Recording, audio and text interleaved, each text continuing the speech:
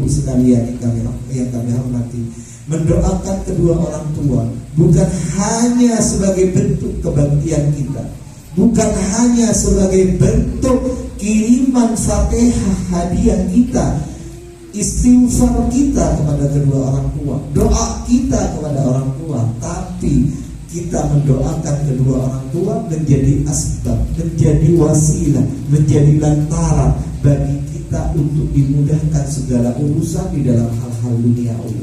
Lebih dari itu para hadirin, mendoakan kedua orang tua sangat penting. Walaupun ada seorang ulama, cuma kita wajib mendoakan kedua orang tua. Tapi yang lebih wajib lagi, bagaimana amal ibadah, kebaikan kedua orang tua tidak dirusak oleh anaknya.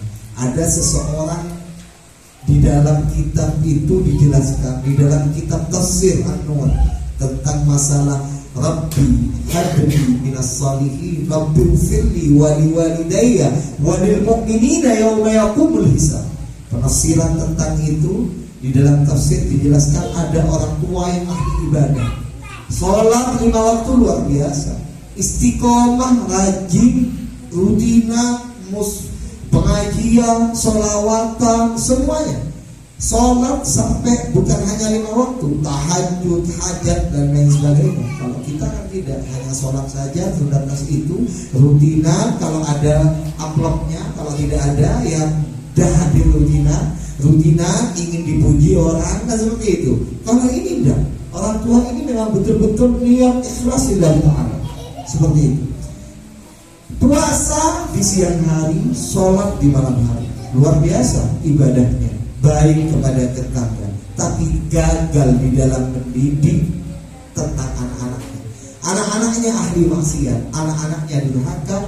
Anak ini, orang tua ini sudah dicap ahli surga, akan tetapi dituntut oleh anaknya kepada malaikat dan kepada Allah Subhanahu wa ta'ala, ya Allah, aku menjadi seseorang yang nakal, aku menjadi seseorang yang maksiat, penuh dosa, gara-gara orang tuaku dulu fokus sendiri ibadah kepadamu, gara-gara orang tuaku dulu tidak pernah mengajarkanku tentang akhlak, tidak pernah mengajarkanku tentang agama. Orang tuaku tidak pernah mendorongku untuk mengaji kepada ustaz-ustaz. Orang tuaku tidak pernah mengajarkanku untuk sholat 5 waktu, mengaji Al-Quran, membaca sholawat. Aku menjadi demikian karena kedua orang tuaku yang sibuk dengan dirinya sendiri hingga lupa terhadap diriku. Ini perhatian yang menjadi perhatian kepada kita. Jangan hanya bisa baik kepada diri sendiri.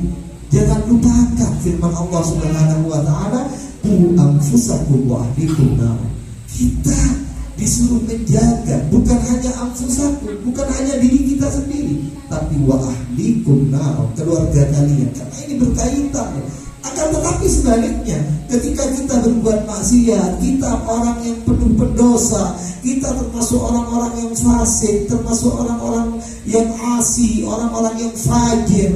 Tapi ketika kita memiliki anak-anak yang berbakti, anak-anak yang soleh, ini juga dijelaskan di dalam kitab. Ada orang tua yang dicap masuk neraka ketika seorang anak ini mau masuk surga, toleh ke kanan, ke kiri, ke depan, ke belakang, tidak menjumpai kedua orang tuanya. Lalu anak ini mengadu dan usul kepada Allah Subhanahu wa ta'ala agar tidak memasukkan dirinya ke surga sebelum mengeluarkan kedua orang tuanya yang durhaka, sebelum mengeluarkan kedua orang tuanya yang ahli maksiat itu di dalam neraka, menuju kepada surga bersama dengan anak yang baik ini. Baru anak ini mau masuk ke surga.